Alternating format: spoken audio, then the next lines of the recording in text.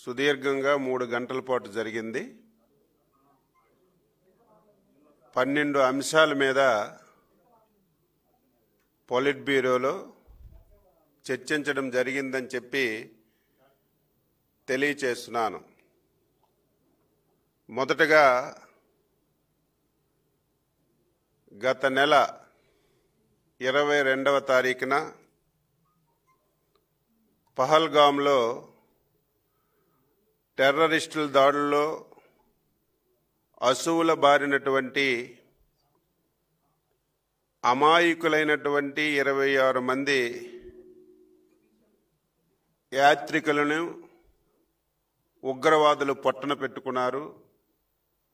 దీనిని polit bureau తీవ్రంగా ఖండిస్తూ వారి కుటుంబ సభ్యులకి ప్రగాఢమైనటువంటి సానుభూతిని సంతాపాన్ని తెలియజేస్తూ పొలిట్ బ్యూరో తీర్మానం చేసి 2 నిమిషాలు మౌనం పాటించడం జరిగింది. దీంతో పాటుగా తెలుగుదేశం పార్టీలో ఈ మధ్య కాలంలో ముఖ్యమైనటువంటి నాయకులు మాజీ శాసనసభ్యుడు, మాజీ పార్లమెంట్ సభ్యుడు పాలకొండ రాయుడు గారు, జికే ఉల్లా గారు, వీరయ్య చౌదరి గారు మరణం చెందారు. వారికి కూడా పొలిట్ బ్యూరో ప్రగాఢమైనటువంటి సంతాపాన్ని తెలియజేస్తూ వారి కుటుంబానికి ధైర్యాన్ని ఇవ్వాలని పొలిట్ బ్యూరోలో నిర్ణయం తీసుకొని వారికి కూడా 2 నిమిషాలు మౌనం పాటించడం జరిగింది. దీంతో పాటుగా ఏదైతే ఆపరేషన్ సింధూర్ రూపకల్పన చేసి సమర్థవంతంగా ఉగ్రవాదుల దాడుల్ని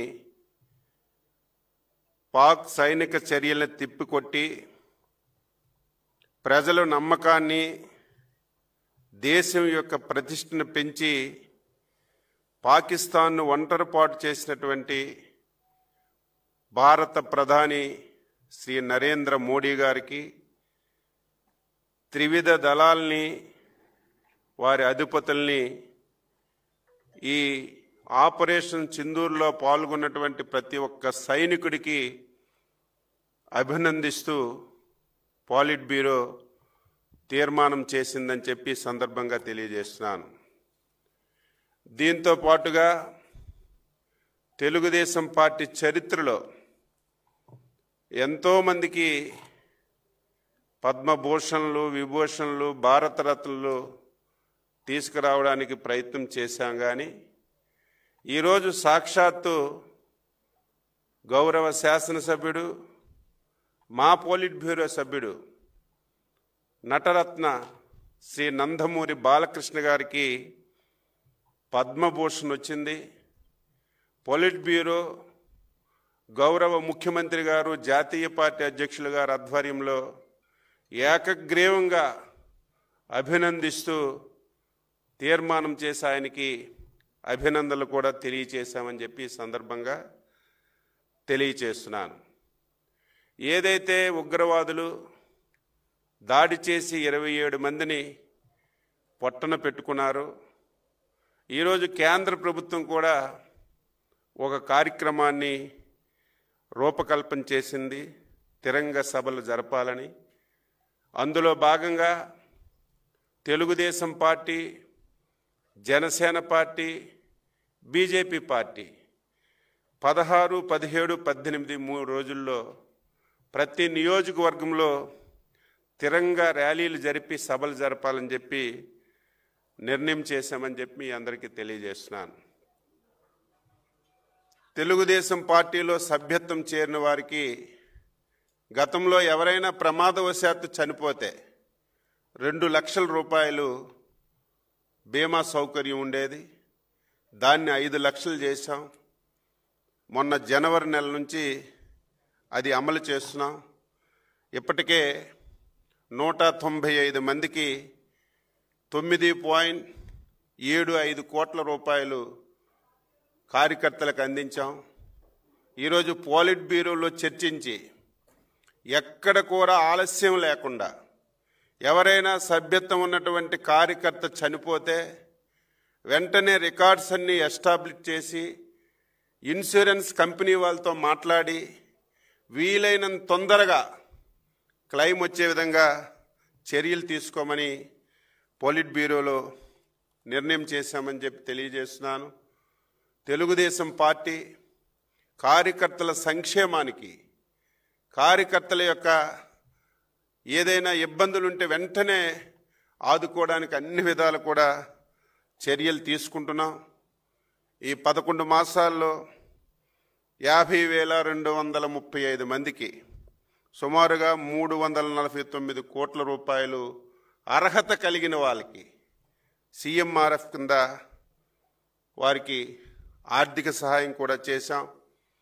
ఎన్టీఆర్ స్కూల్ కానీ మిగిలినటువంటి కార్పొరేట్ స్కూల్స్లో కానీ కార్యకర్తల యొక్క పిల్లలకి 600 మందికి విద్యను అభ్యసించే విధంగా చర్యలు తీసుకున్నాం. దాని మీద కూడా చర్చించి ఇంకా కార్యకర్తలకి సంక్షేమం నిధి కింద కార్యకర్తల కష్టాలు ఎక్కడుంటే అక్కడ పార్టీ వెంటనే ఉండి సహాయపడాలనే విధంగా పోలిట్ బ్యూరోలో చర్చించామని చెప్పి ఈ సందర్భంగా తెలియజేస్తున్నాను. మే నెలాఖరు నాటికి పార్టీ సంస్థాగతంగా ఉన్నటువంటి ఎన్నికలన్నీ కూడా పూర్తి చేయాలని ఇప్పటికే కేఎస్ఎస్, అదేవిధంగా బూత్ కమిటీలు, గ్రామ కమిటీలు, క్లస్టరు, యూనిట్టు, మండలం, నియోజకవర్గం, జిల్లా స్థాయి వరకు మహానాడులోగా అన్ని కమిటీలు పూర్తి చేయాలని స్పష్టంగా నిర్ణయం తీసుకొని పోలిట్ బ్యూరోలో చర్చించామని చెప్పి సందర్భంగా తెలియజేస్తూ ఆ కార్యక్రమాన్ని మహానాడు ముందు పూర్తి చేయాలి. ఇందులో ఒక నిర్ణయం కూడా తీసుకున్నాం. మండల పార్టీ అధ్యక్షులు ఎవరైతే 3 టర్ములు 6 సంవత్సరాలు ఉన్నారో వాళ్ళు దానికంటే పెద్ద పోస్టులోకైనా వెళ్ళాలి, ఇంకొక కమిటీలోకి వెళ్ళాలి తప్ప 3 సార్లు 6 సంవత్సరాలు చేసినటువంటి మండల పార్టీ అధ్యక్షుడిని మళ్ళీ వేరే దానికి ఇవ్వాలి తప్ప, వేరే పోస్టులో నియమించాలి తప్ప అదే పోస్టులో ఉంచకూడదని ఈరోజు పోలిట్ బ్యూరోలో నిర్ణయం తీసుకొని అది అమలు చేస్తున్నామని చెప్పి తెలియజేస్తున్నాను. ఈరోజు రాష్ట్రంలో చాలా సమస్యలు ఉన్నాయి, చాలా ఇబ్బందులు ఉన్నాయి, ఆర్థికంగా చాలా కష్టాలున్నాయి. ఈ 11 మాసాల్లో ఎన్ని ఇబ్బందులున్నా, కష్టాలున్నా అభివృద్ధిని, సంక్షేమాన్ని సమాంతరంగా ముందుకు తీసుకెళ్తూ ఎన్నికల్లో ఇచ్చినటువంటి హామీలు, మేనిఫెస్టోలో ఇచ్చినటువంటి హామీలు కానీ, సూపర్ 6 కింద ఇచ్చినటువంటి హామీలు కానీ ఒక్కొక్కటి నెరవేరుస్తూ ముందుకెళ్తున్నాం. ఇప్పటికే పింఛన్ కార్యక్రమం 3,000 నుంచి 4,000 చేశాం. వికలాంగుల పింఛన్ 6,000, 10,000, 15,000 రూపాయలు చేశాం. రేపు మళ్ళీ జూన్ 12వ తారీఖున గత ప్రభుత్వంలో ఎవరైతే భర్తలు చనిపోయి విడోస్గా ఉన్నటువంటి భార్యలకి పింఛన్లు ఇవ్వకుండా ఆప్ చేశారు, అవన్నీ 1,00,000 చిల్లరున్నాయి. ఇవన్నీ రేపు పార్టీ అధికారంలోకి వచ్చినటువంటి సందర్భంలో జూన్ 12వ తారీఖున కొత్తగా 1,00,000 పైబడి విడో పెన్షన్లు కూడా ఇవ్వాలని చెప్పి నిర్ణయం చేశాం. గ్యాస్ సిలిండర్లు 3 ఇస్తున్నాం. దీనివల్ల చాలా వరకు చర్చించి మనం గ్యాస్ సిలిండర్ తీసుకున్న తర్వాత లబ్ధిదారుల అకౌంట్లో డబ్బులు వేయడం వల్ల సాటిస్ఫాక్షన్ రావడం లేదని దానికి స్వస్తి పలికి 3 గ్యాస్ సిలిండర్లకి ముందే లబ్ధిదారుడి అకౌంట్లో మేము డబ్బులు వేసేస్తాం. ఆయనే డైరెక్ట్గా కొనుక్కోవచ్చు, కొనుక్కోకపోవచ్చు, లేకపోతే డబ్బులు తీసుకునే అవకాశం ఉంటుంది. ఇది ఒక మంచి నిర్ణయం ముఖ్యమంత్రి గారు ఈరోజు పోలిట్ బ్యూరోలో నిర్ణయం తీసుకొని జనసేన, బీజేపీతో మాట్లాడి ప్రభుత్వంలో ఈ ఆదేశాలు ఇవ్వడానికి నిర్ణయం చేశాం అని చెప్పి సందర్భంగా తెలియజేస్తున్నాను. మొన్ననే మత్స్యకారులకి 258 కోట్లు ఏదైతే వేట నిషేధ సమయానికి భృతి కూడా ఇచ్చాం. రేపు జూన్ 12 పాఠశాలలు తెరిసేలోగా తల్లికి వందనం కింద పిల్లల తల్లిదండ్రుల అకౌంట్లలో డబ్బులు వేయాలని ఈరోజు పాలిట్ బ్యూరో నిర్ణయం చేశాం. కేంద్ర ప్రభుత్వం రేపెప్పుడు అన్నదాత సుఖీభవ కింద ఫస్ట్ ఇన్స్టాల్మెంట్ వేస్తారు, అదే రోజు మనం ఫస్ట్ ఇన్స్టాల్మెంట్ జోడించి రైతులకు ఇవ్వాలని చెప్పి నిర్ణయం చేశాం. దీంతో పాటుగా ఇంకొక మంచి నిర్ణయం తీసుకున్నాం.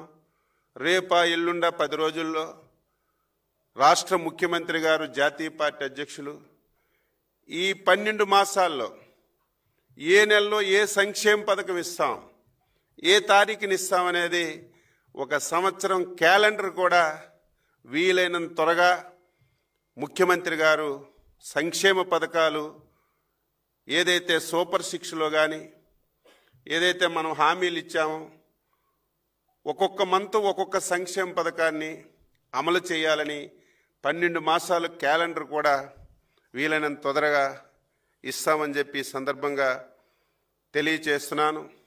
11 మాసాల్లో 8.50 లక్షలు పెట్టుబడులు వచ్చాయి. అవన్నీ అమలు జరిగే విధంగా మనం అనుకున్నటువంటి 20 లక్షల ఉద్యోగాలు ప్రతి ఒక్కరికి ఇవ్వాలి. అదేదో మనం చెప్పడం కాదు, ఎవరు కంప్యూటర్లో చూసినా సరే ఏ పరిశ్రమలో ఎంతమందికి, ఏ ఊర్లో ఎంతమందికి, ఏ జిల్లాలో ఎంతమందికి ఇచ్చామనే స్పష్టమైనటువంటి సమాచారాన్ని ప్రతి ఒక్కరికి తెలియజేయాలని ఈరోజు పాలిట్ బ్యూరోలో నిర్ణయం చేశాం. దీంతో పాటుగా 27, 28, 29 3 రోజులు కడపలో మహానాడు జరపాలని నిర్ణయించాం. 2 రోజులు తీర్మానాలు ఉంటాయి. 27న జాతీయ పార్టీ అధ్యక్షులు నామినేషన్ వేస్తారు. 28న మళ్ళీ జాతీయ పార్టీ అధ్యక్షుని ఎన్నిక. 28 మా వ్యవస్థాపక అధ్యక్షులు ఎన్టీ రామారావు గారి జన్మదినం. అదేవిధంగా జాతీయ పార్టీ అధ్యక్షులు ఎన్నికైన తర్వాత అభినందనలు కూడా ఉండి 3 రోజులు కనీ విని ఎరుగుని చరిత్రలో మహానాడు జరపాలని నిర్ణయించాం. ఆ వివరాలన్నీ కూడా మా అధ్యక్షులు మహానాడు గురించి టోటల్గా అనౌన్స్ చేస్తారని చెప్పి తెలియజేస్తూ అందరికీ నమస్కారం.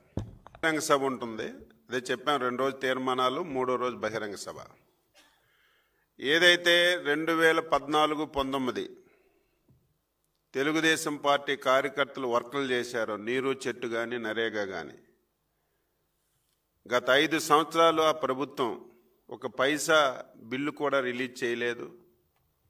అపోజిషన్లో మేము న్యాయస్థానంలో పోరాటం చేసి చాలా వరకు బిల్లులు ఇప్పించాం. ఇంకా చాలా బిల్లులు పెండింగ్ ఉంటే ఫస్ట్ ఫేజ్లో కొంత ఇచ్చాం. ఇంకా నరేగాలో 445 కోట్లు, అదేవిధంగా నరేగాలో నీరు చెట్టులో 445 కోట్లు, నరేగాలో 211 కోట్లు ఇంకా కార్యకర్తలకి బిల్స్ ఇవ్వాలి.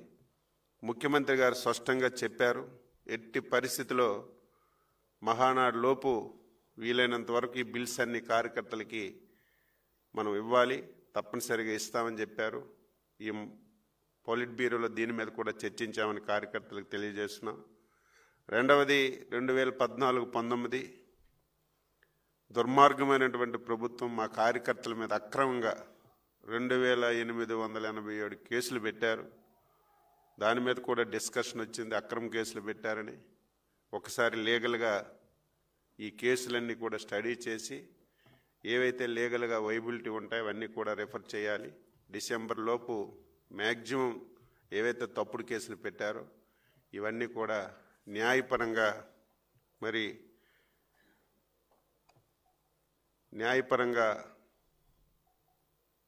ఏవైతే ఈ కేసులు న్యాయ పరిధిలోకి వస్తే అవన్నీ కూడా రివ్యూ చేయమని చెప్పి కూడా స్పష్టంగా ఆదేశాలు ఇచ్చాం. అదేవిధంగా నెల్లూరు జిల్లా, తిరుపతి జిల్లాలో యానాదులు ఉన్నారు ఎస్టీలు, చాలా పేదవాళ్ళు. వీళ్ళు కనీసం రేషన్ కార్డులు లేవు, పెన్షన్లు లేవు, ఆధార్ కార్డులు లేవు, ఏమీ లేదు. రేషన్ కార్డులకు అప్లికేషన్లు పెట్టుకోమన్నాం, రేషన్ కార్డులకు అప్లికేషన్ పెట్టాలంటే ఆధార్ కార్డులు ఉండాలి. అంటే చాలా పేదరికంలో ఉన్నారు యానాదులు. ప్రత్యేక డ్రైవ్ పెట్టి స్పెషల్గా ఆఫీసర్స్కి వేసి కలెక్టర్స్కి డైరెక్షన్స్ ఇచ్చి ఈ యానాది కమ్యూనిటీ ఎవరైతే ఉన్నారో ప్రతి ఒక్కరి దగ్గరికి వెళ్ళి ఆధార్ కార్డులు కానీ రేషన్ కార్డులు కానీ సంక్షేమ పథకాలన్నీ లాస్ట్ మైల్ వరకు అర్హత కలిగిన వాళ్ళందరికీ ఇప్పించడానికి ఒక స్పెషల్ డ్రైవ్ చేయాలని పొలిట్ బ్యూరో నిర్ణయం చేసి కలెక్టర్లకు కూడా ఆదేశాలు ఇచ్చామని చెప్పి ఈ సందర్భంగా తెలియచేస్తున్నాను. ఈరోజు ఇంకొక మంచి నిర్ణయం తీసుకున్నాం పొలిట్ బ్యూరోలో. తెలుగుదేశం పార్టీ ఇంతవరకు అనేక యాప్స్ ఉన్నాయి. మన టీడీపీ అని, ఐటీడీపీ అని, ఈటీడీపీ అని 4-5 యాప్స్ ఉన్నాయి. ఇక నుంచి అన్నిటికీ స్వస్తి పలికి ఒకే ఒక యాప్ మై టీడీపీ. జాతీయ పార్టీ అధ్యక్షుల నుంచి కార్యకర్త వరకు ప్రతి ఒక్కరికి ఆ యాప్ అందుబాటులోకి తీసుకొస్తాం. ఆ యాప్లోనే అటెండెన్స్ కానీ, మీటింగ్కి వస్తే ఎంతసేపు ఉన్నారు, ఎంతసేపు వెళ్ళారు, ఏం చేశారు, ఈ పార్టీలో జరుగుతున్న పరిణామాలన్నీ, అదేవిధంగా లిటరేచర్ కానీ అన్నీ ఒకే యాప్లో ఇవ్వడానికి మా యువ నాయకుడు లోకేష్ బాబు ఆధ్వర్యంలో శ్రీ బ్రహ్మాండమైనటువంటి యాప్. దేశంలో ఏ పార్టీకి లేదు. ఇటు జాతీయ పార్టీ అధ్యక్షుల నుంచి యాక్టివ్ మెంబర్ వరకు దాదాపుగా 1 కోటి మందికి ఈ యాప్ డౌన్లోడ్ చేసే కార్యక్రమానికి పొలిట్ బ్యూరోలు నిర్ణయం చేశాం. ఒక స్టెప్ జాతీయ పార్టీ అధ్యక్షులు ముందుకేసి ఇది ఎట్టి పరిస్థితుల్లో మహానాడులో ఈ యాప్ ద్వారా మహానాడులో జరపాలి. అటెండెన్స్ కానీ,